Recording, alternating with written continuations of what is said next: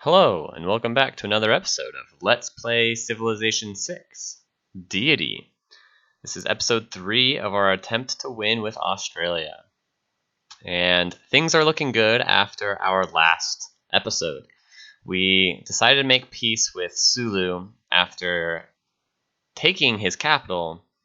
Unfortunately, because of a miscalculation in the loyalty effect in the Rise and Fall expansion, we ended up giving his capital right back. And you can see Ulunde over there on the left. But what's more important is we can see the time we're spending over here in Mohenjo-Daro, an allied city-state, is we are upgrading some frigates that we had used in our previous war with the Zulu into battleships. And not only are we able to upgrade them to battleships, but we're able to combine them into armadas. Not yet fleets, but armadas. You can see the civ we're working on right now of urbanization. It's going to take us in a step in the right direction to begin having fleets of battleships, which hopefully will give us a good fighting chance against the Zulu Empire, which is the civilization to beat. We are not so worried about our ability to outpace our other AI opponents, but the Zulu continue to be very far ahead. Now, very recently, our technology has researched electricity, which allows us to build the seaport. You can see we're looking in Hobart. Hobart is a city that we've not spent a lot of time optimizing. We've just kind of chosen some district or building that takes forever to build and sent Hobart on their way. It's not close to our other cities. It's not been a high contributor to our science output or our gold output or our production output. So it's just doing its thing. So we were thinking long and hard if we wanted to do that again by saying, well, Seaport's a good building. It'll take you forever to build it. And that's what we went ahead and did. And now we're actually focusing on the important decision makers. You can see we've got these battleships and an ironclad that are now just north of Mohenjo-Daro because we've noticed that since our last war with the Zulu, a new city has been settled and grown to some size. 5 population here, no Bamba. We've declared war. America decides to be unhappy with us about that because they're technically on the same continent as the Zulu, and America always has an agenda to make sure that their continent is not attacked in any way, shape, or form.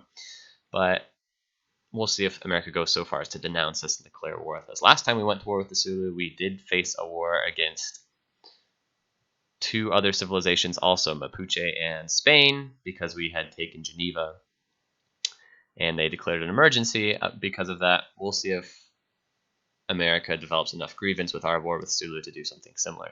There's an AT crew. It looks like it's a army or a corps of AT crew that is given our line infantry that's chilling in Mohenjo-Daro a little bit of grief. That line infantry, by the way, came from a warrior that was upgraded just recently within Mohenjo-Daro territory. That warrior, I think, has stuck around for the entire game. I mean, obviously from the ancient era, so pretty impressive that that line infantry is still around. It looks like they're going to get wrecked. We'll see if they escape into the water and then run away. At least they're distracting these land units, but the land units wouldn't do very much anyway. Though you can see there are land units approaching that one city, and it's an army of mechanized infantry, I believe, which, holy cow, that's pretty scary. If it's the only unit, it looks like the AT crew just went ahead and embarked for some reason, so it looks like that city will be able to hold them off just fine between the bombard that it gets every turn and also the upgraded now field cannon, I believe. Maybe we haven't gotten to field cannon yet. Maybe it's just a crossbowman. But at any rate, I'm not super worried about the land threat that the Zulu is posing to us. We are taking our time. The city that we've settled in that northern island there's just a stray cavalryman. North Mohenjo-Daro does fall. That's good and bad. It's bad because we don't like the Zulu to be gaining an advantage, and if they're taking cities, that's obviously an advantage. But it can also be good in the sense that if we liberate it again, we get that sweet, sweet production bonus. Maybe it's a strategy that we let them take Mohenjo-Daro. Kind of funny. Mohenjo-Daro being a city-state, of course. So Australia, when they liberate city-states, if you didn't remember from any of our previous episodes, we get a production bonus for 100%. One of the highest production bonuses available for anything. Towards every production in every city. We go ahead and accept this emergency easy peasy. We want to declare that emergency against the Zulu for taking Mohenjo-Daro, and then we will liberate it and be rewarded handsomely. Our battleships, the really nice thing about battleships is they have a range of 3, so they don't even have to get within range of the city attack. You can see we're just forming this nice comfortable circle, bombard, bombard, bombard. Once it has no health, the ironclad will come in and sweep it up, no problem. Another that mechanized infantry we're still shooting at with our city attack. These promotions are pretty nice as well. These battleships have promotions that make them better at attacking district defenses, which, hey, just more of what we're wanting to do. This is quite a few battleships. Because they're out of range, there's really no risk of losing units or the war dragging on for too long, even if they slowly take down the walls, which, by the way, it seems like they're going fast enough, so I'm not super worried about that. But even if we were worried about the speed that it was taking, they're not at risk of, until the Zulu decides to produce naval units, so they haven't done the entire game, our units aren't at risk of anything. We also have all these great admirals that are just chilling. I think some of them are no longer effective adjacency buffers. Maybe they are. If you are not familiar, great admirals have a passive ability that grants +5 combat strength to certain naval units from a certain era. Actually, I don't think it usually specifies the unit type. It only specifies the unit era. And so now that we have battleships, that's a modern era naval unit, I believe. Maybe it's atomic era, but I think it's modern era. And at any rate, if these are old great admirals, which at least one of them is, maybe 2 of them are. I think we have 3 hanging out over there. Yeah, 3 of them. But at any rate, surely the older great admirals probably have a passive ability that says, and it's not just adjacent, it's units within 3 tiles. So it's like one of those great admirals has a buff that says units within 3 tiles get that are from the medieval era and Renaissance era get a +5 bonus to combat strength. So those great admirals aren't really doing anything. But I haven't taken the time to see which ones do which. I have investigated which great admirals have good buffs as I earn those great admirals. You may remember that we used a great admiral to get that ironclad immediately before we had any business having ironclads.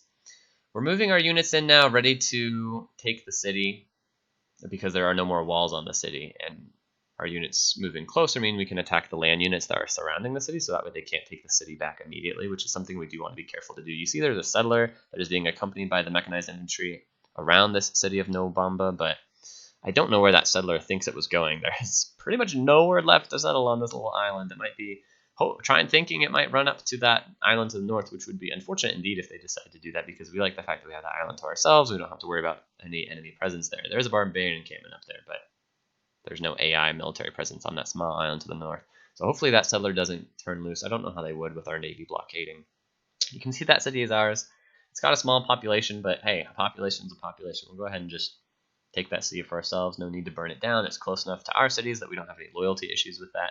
And that's really the big strategy in the Rise and Fall expansion, is making sure that you are able to take cities close enough to your cities that loyalty pressure does not screw you over. It's a neat little domino effect that is going to play a role in the order that we need to worry about these Zulu cities. Mohenjo-Daro probably would be a loyalty issue for us, but we're going to liberate it and get the production bonus. Yeah, or at least that's our backup plan.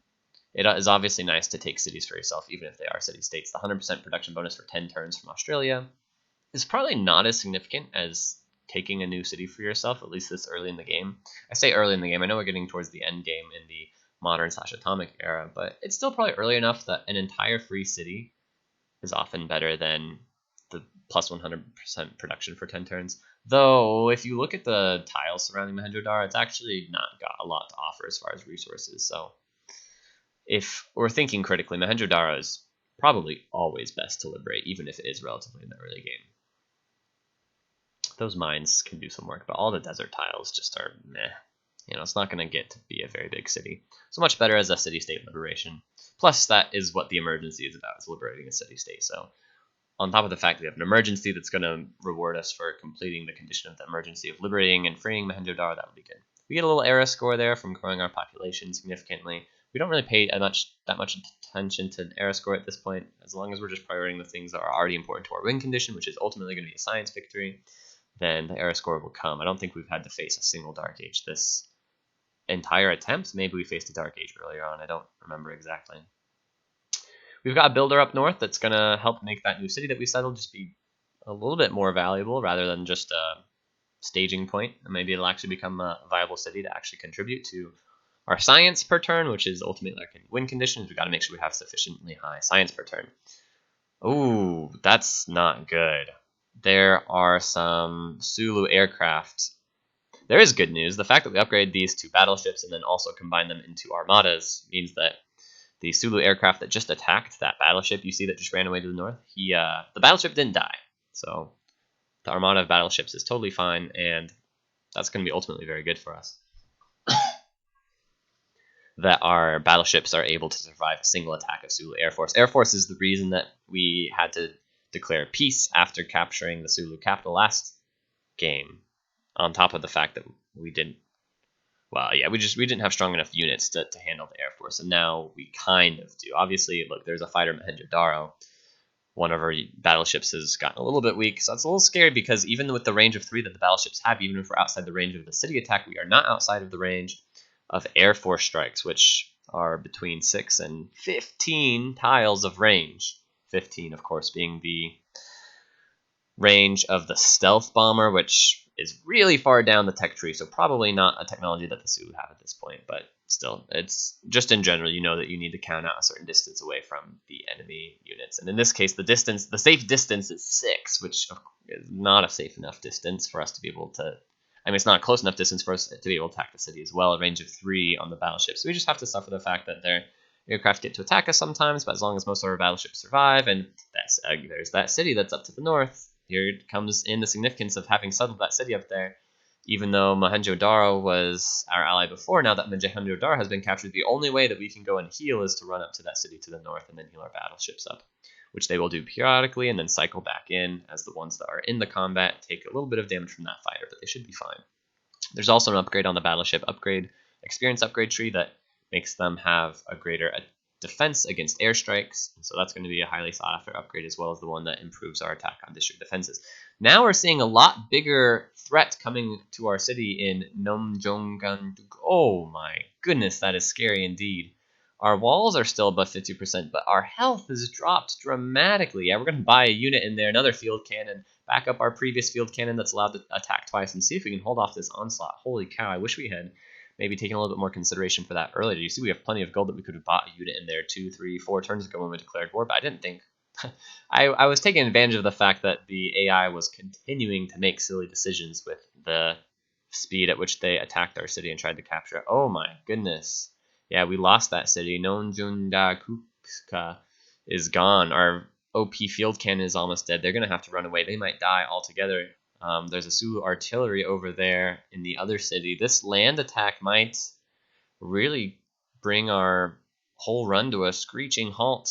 Mohenjo-Daro is coming slowly, slowly, slowly. I said that it didn't matter how slow our attack was as long as we had a range with our battleships to be outside the range of the city attack, but that's not the case. Oh man, now Hobart is threatening to go because of loyalty issues. If you remember, Hobart is really far away on another continent and now has been surrounded by American cities. It looks like there are some Egyptian cities south of Hobart that are causing that loyalty pressure. So we're going to have to resolve that before the end of the turn, see if there's anything we can do about the loyalty pressure in Hobart. Fortunately, Hobart has grown to a good size and isn't facing the typical penalties you face from like an occupation loyalty issue.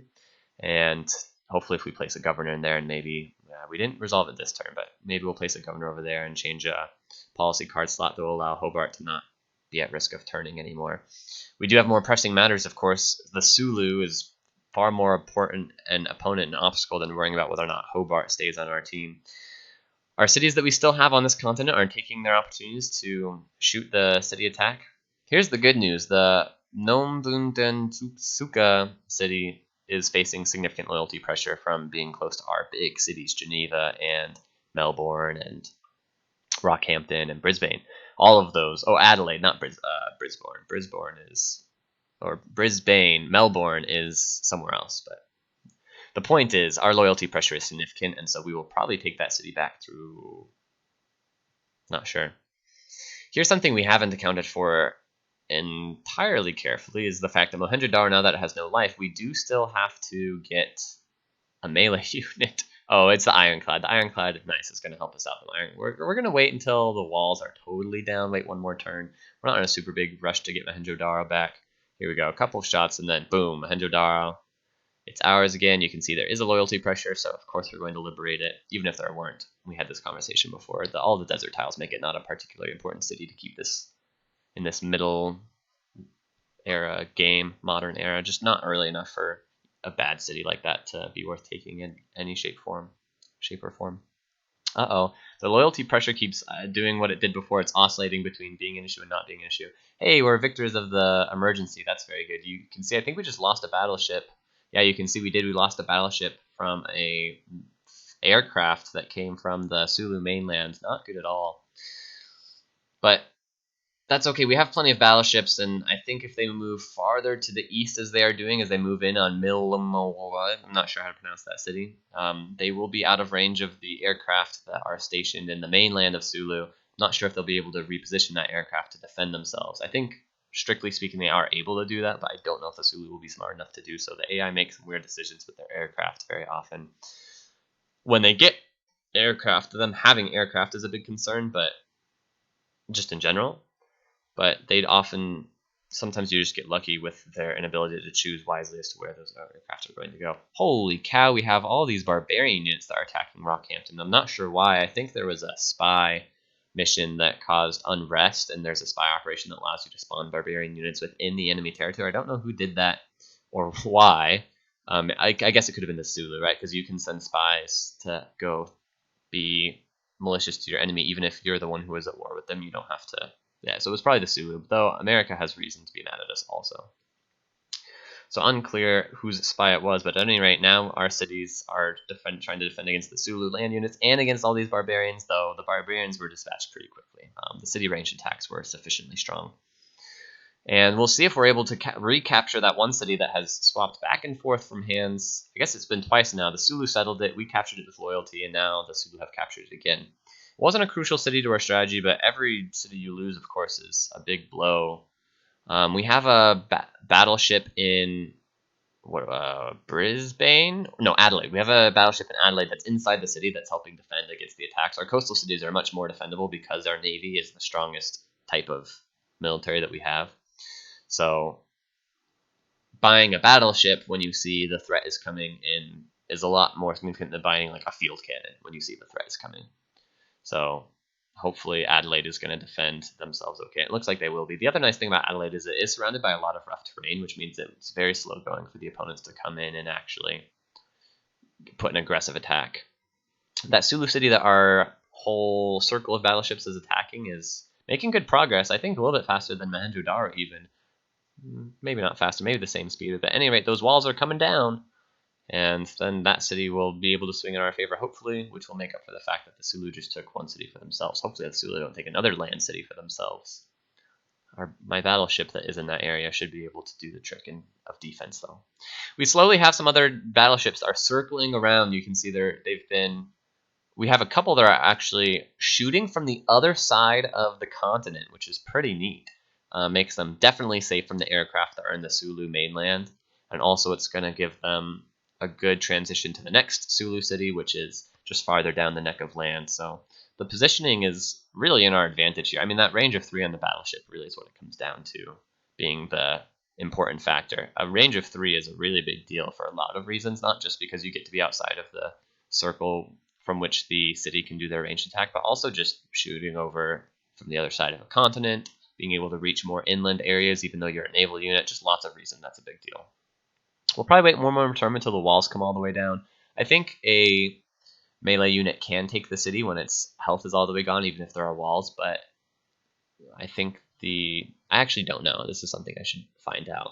I'm not going to take the time to find it out here. Whether or not a melee unit takes more damage if there are walls. The melee unit will be able to take the city, I know that. I just think it might take more damage if there are still walls up. So we'll go ahead and take the city next turn after our battleships are able to take out the last little chip of walls. It's funny, there's this...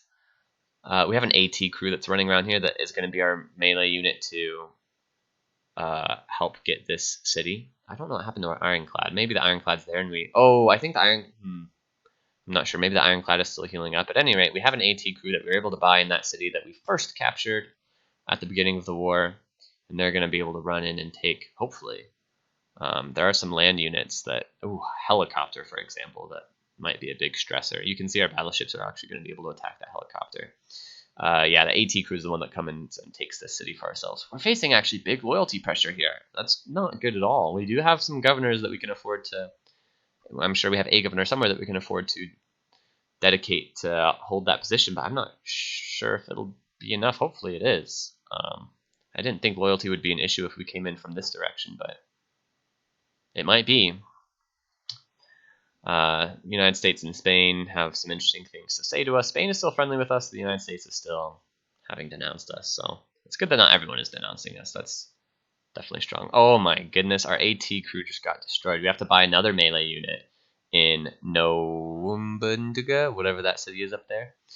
Nobamba, that's what it is. We have to buy another melee unit in Mombamba because the city was taken back immediately, which is interesting that that's allowed to happen. But it is allowed to happen after a city is taken. You can take it back immediately if you have the military units to do so. And since we have a land military and he has a, or I'm sorry, we have a naval unit military and he has a land military, that could happen actually more than just this circumstance. We've got to make sure we're taking out the land units with our battleships before we take a city, because I didn't realize that it was at such a risk of just being taken back immediately by the mechanized infantry running around. The mechanized infantry has now ran to the north towards Nobamba, and theoretically could take Nobamba back, but fortunately, we've got a biplane in Nobamba. That's kind of cool.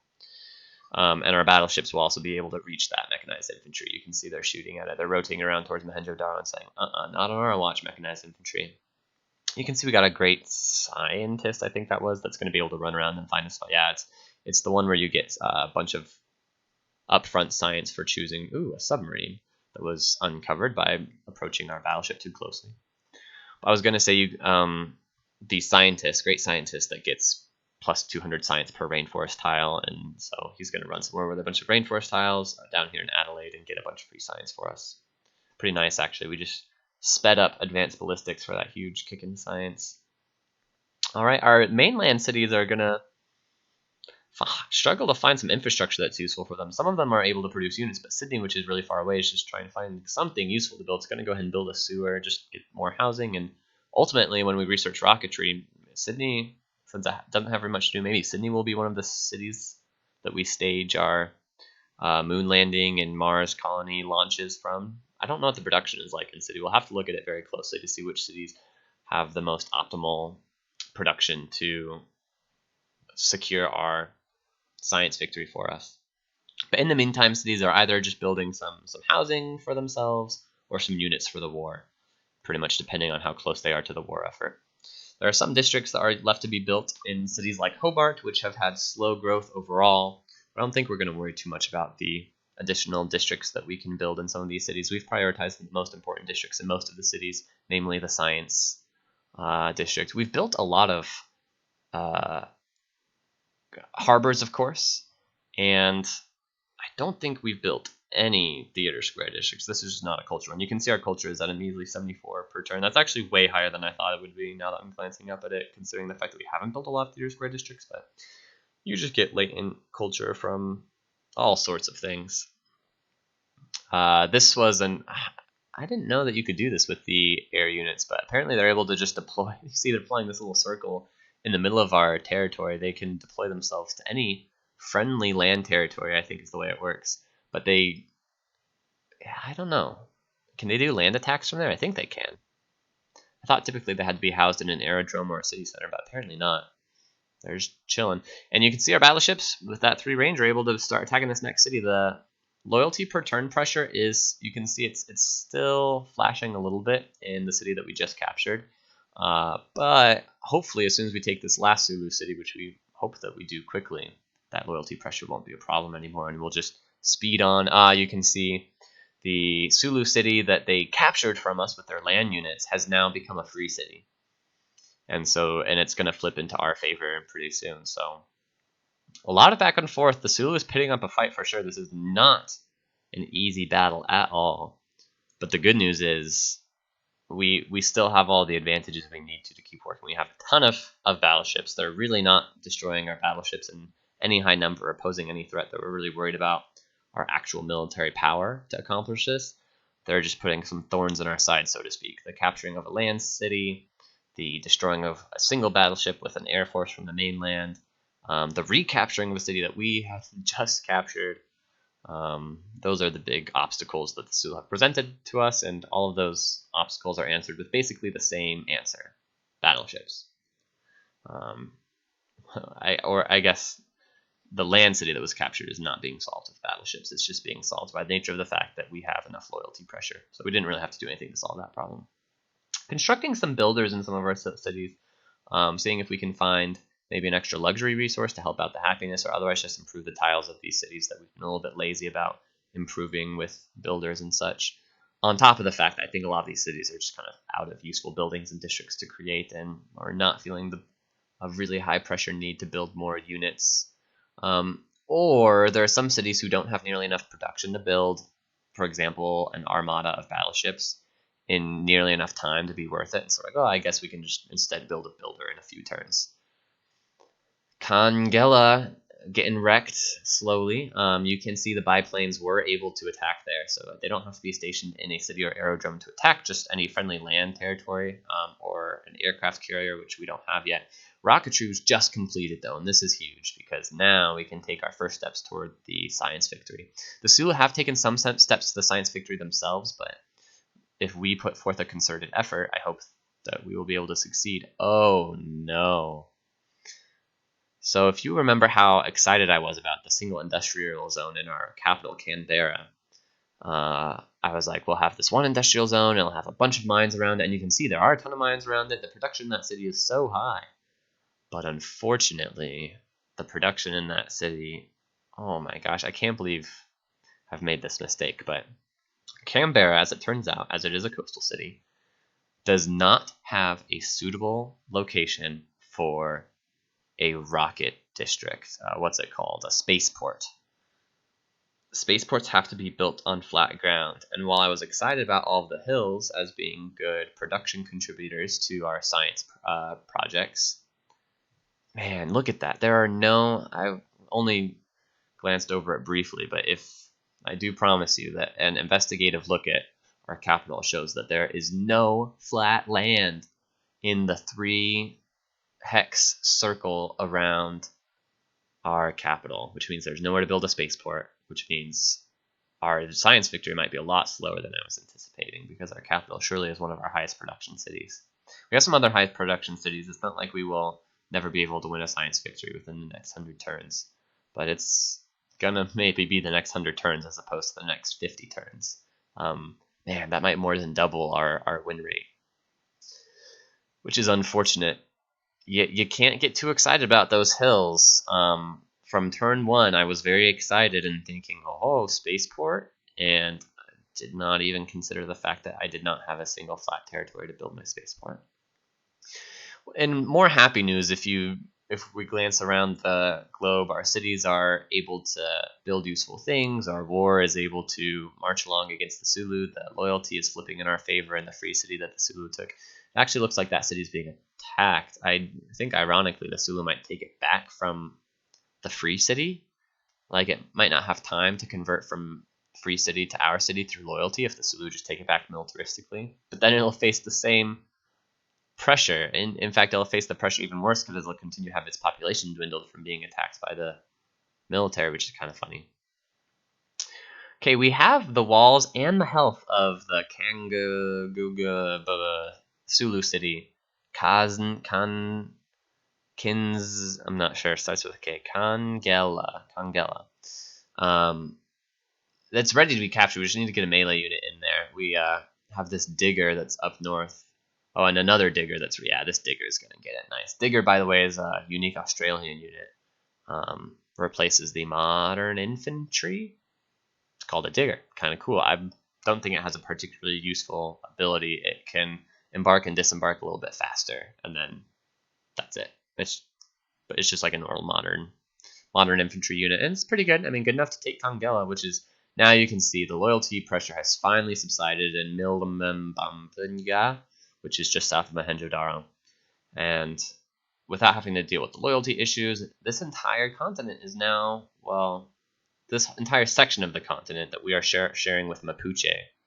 I think it actually does connect around to the Zulu mainland, but I've kind of been treating it as its own continent because it's quite separate for our intents and purposes, since we haven't really engaged with Mapuche very much.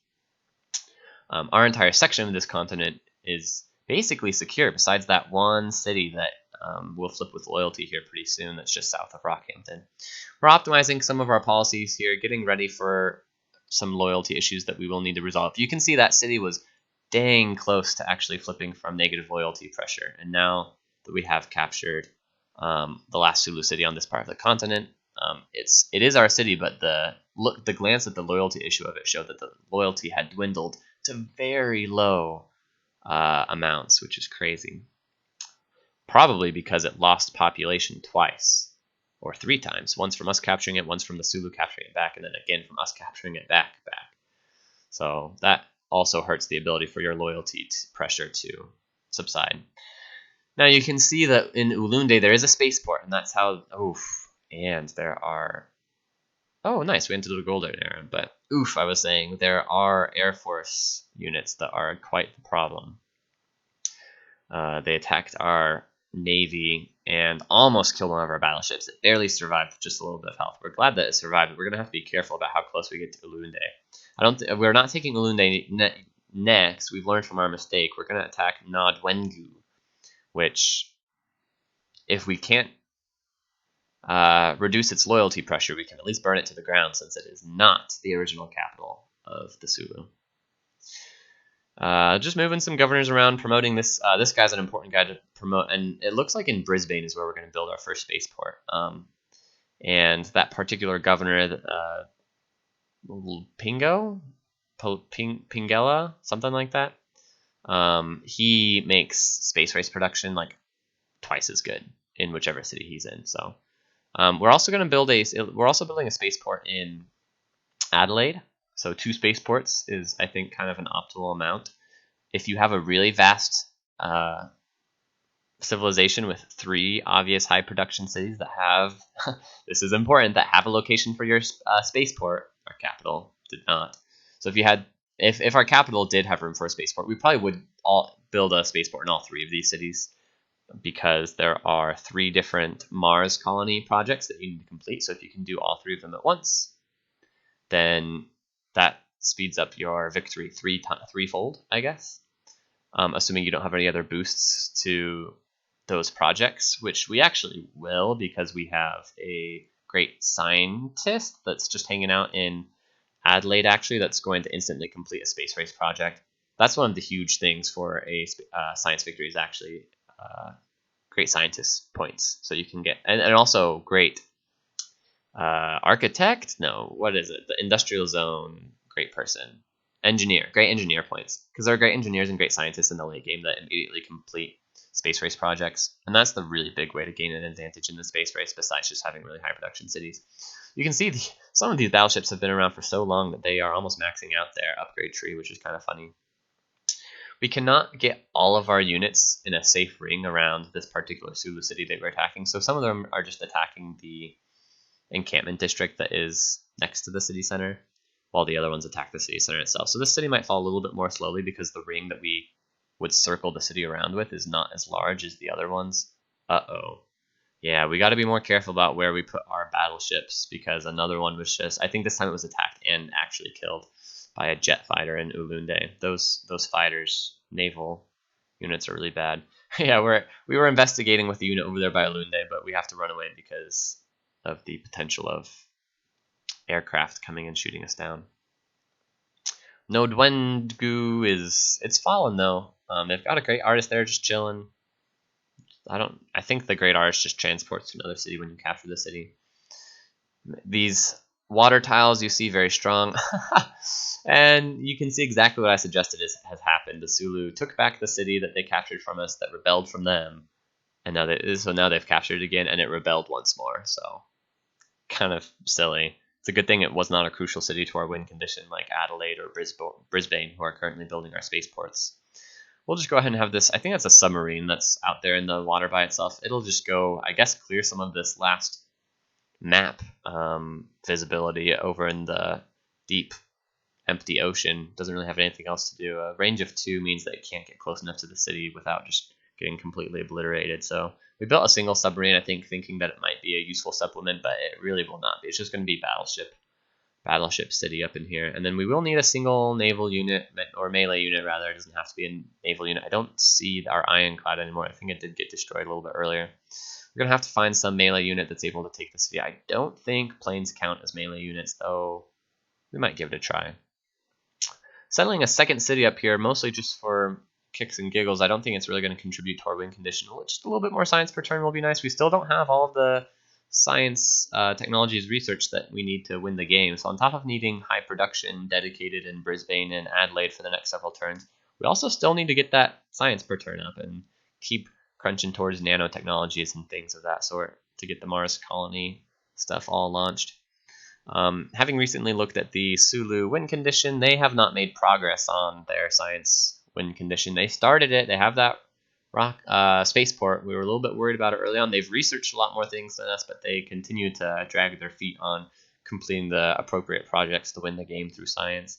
And largely that's because we're giving them war right now. When you go to war with a civilization, they are a little bit wise in understanding they can't just spend 20 turns in a high production city building a space race project. They need to try and defend themselves.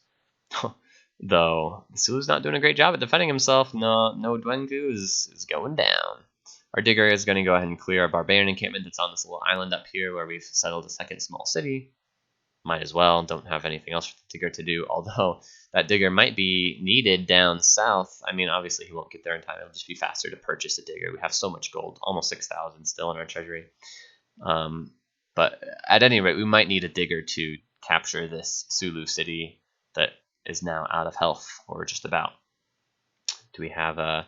Yeah, I don't think we have a naval melee unit, so it's going to have to be a digger. Oh, we did. Nice. Oh, no, it was a digger. So the digger that captured our previous city embarked into the water and came over and has taken no Dwengu. A quick look at the loyalty per turn that we're losing is telling us very immediately, yeah, there's no way we can hold on to it. So we can very confidently burn it to the ground.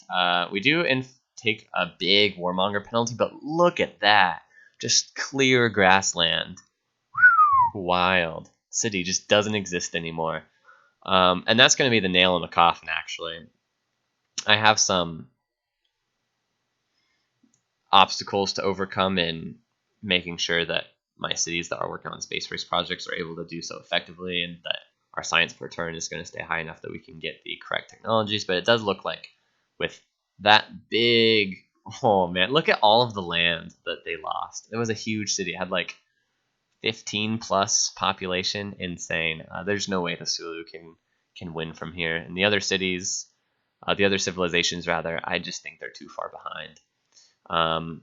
US and Egypt have been fighting each other this entire game that we haven't had to worry about any one of them getting too far ahead. If one of them had fought the other with great success and taken over their cities, they would be a force to be reckoned with as far as their pacing on to a victory. But I think they were just the right threat for each other to keep each other in check. Neither of them has too much of any good land on that part of the map. And Mapuche was really steamrolled by the Zulu, who was going to just run away with the victory. And now we are the ones that have come and challenged Zulu. And burning that huge city to the ground, that's gonna stop them in their tracks. They're just, as far as my estimation, as long as we don't give away cities for free, this will be a coast to a science victory. Just sail smoothly right on in. We'll probably go around and maybe burn down another city or two around the capital just to make sure, but ultimately we're gonna probably just skip to the end here and show that we have in fact won on Deity with Australia. Randomly generated civ. One more taken out of the running. Clean up some naval units. They have finally built some nuclear submarines and things like that, but it's nothing compared to how many battleships we have. Battleships aren't that advanced, but when you have a lot of them and they're all fleets or armadas, you're in good shape. Yeah, this plane just doesn't really have anywhere to go or anything to do. We built it. It was interesting. Not really going to use it anymore. We do have some bad news, and that is that the reason we are going to skip to the end and assure you that we have won this game with us as a science victory, some of these civilizations, yeah, we knew that they would be mad when we burned a city to the ground. That's what happens when you burn a city to the ground. But no, what I was saying is the bad news is the last stretch of this recording was not saved. It happened, and we, realizing that it was not captured, get to show you our end screen with some of the graphs and stuff from the game. But as far as watching any more of the gameplay here, this is it. We're gonna move on, burn 2 more Zulu cities to the ground, and then over the next 20 turns get our science victory with the sciences that we need to research completed, and projects we need to build in the cities that can complete those projects. Going to happen just like that. We have an engineer and a scientist each, I think, that are able to speed up 2 of the 3 Mars projects that we need to complete, and then the third one we just complete the long way. And that brings us to our end screen. Our you have won the game. It feels nice. It feels nice indeed. You can see our score. Our victory was a science victory. Our score is not quite top 10 score. I don't really know how they calculate this. I actually have no idea what this means. I have a little leader associated for each score there. And the graphs here are more or less interesting. I'll scroll through them shortly, but I don't have a lot to comment about each of them. It's just the story really was that starting on an island by ourselves was really, really powerful. And we were ambitious about settling on new continents, and that was useful. One of the more interesting metrics was trading back and forth cities with the Zulu, partly through loyalty, partly through military, which is very interesting. It's interesting. It's actually the Zulu's line that shows having cities been destroyed. So that metric is actually people who have had their cities destroyed.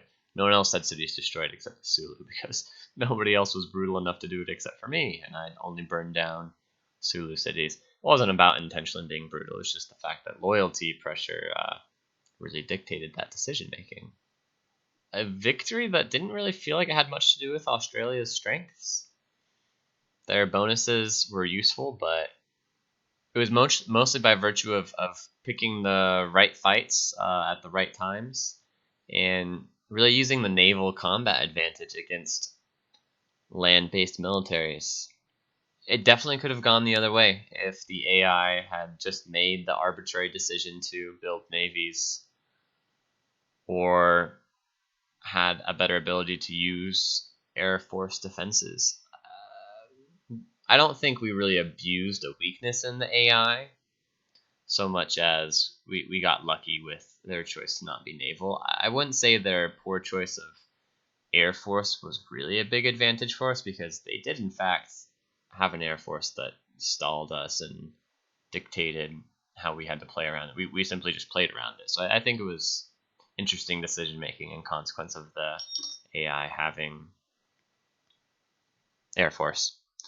Thank you for joining us, and I look forward to checking another civilization off of our to beat Deity with list.